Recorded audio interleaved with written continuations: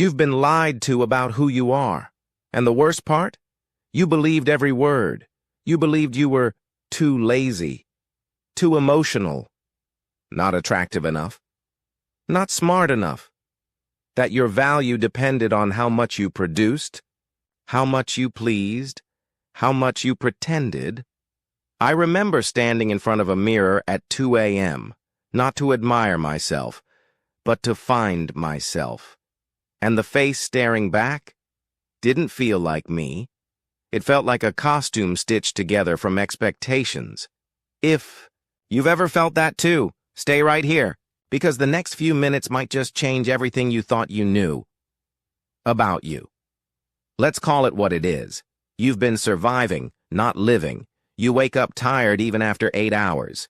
You second-guess every text you send. You overthink conversations long after they're over.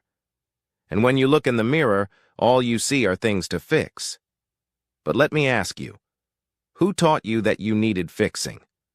Was it that one teacher who said you'd never make it? That parent who only praised you when you performed? The endless feeds showing you highlight reels while you sit there feeling like an outtake? See, we live in a world where authenticity is risky. So we hide, we shrink, we shape-shift to belong until we don't recognize ourselves anymore. But the real tragedy? You don't even know how powerful you already are. Here's the shift. You are not who the world convinced you to be. You are who you choose to remember. You're not behind. You're on a path no one else can walk. And that means your timing will never look like theirs. You're not your productivity. You're not your trauma. You're not your past mistakes. You are the awareness beneath it all. The quiet voice that's always been there whispering, "This isn't me. There's more." Let me tell you about someone I know. Let's call her Amina. She spent 10 years in jobs she hated, numb, exhausted. She wore makeup to hide the sadness, smiled in photos that didn't feel real.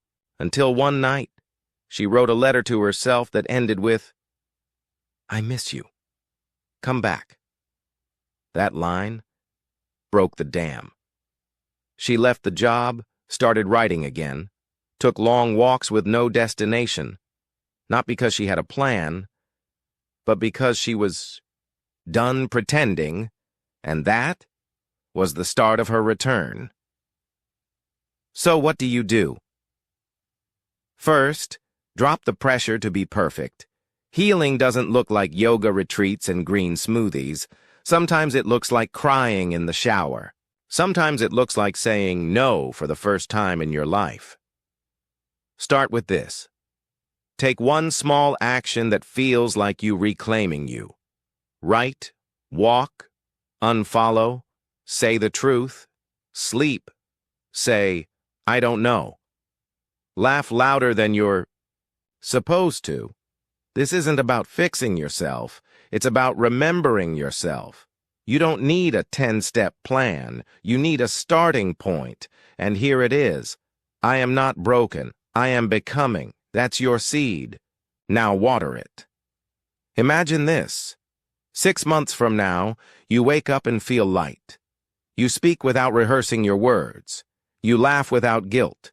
You feel proud, not of what you did, but of who you became. You finally stopped living for the approval of people who don't even know your heart, and you started living for you. If this cracked something open in you, even just 1%, don't scroll past it. Let that shift settle. Comment 1. Small promise you'll make to yourself today. I'll reply to the first 3, personally. And if this gave you something you needed, hit the like button so more people can see it. Subscribe if you want to keep rebuilding one truth at a time, because the truth is simple. You were never lost. You were just hiding. It's time to come home to yourself.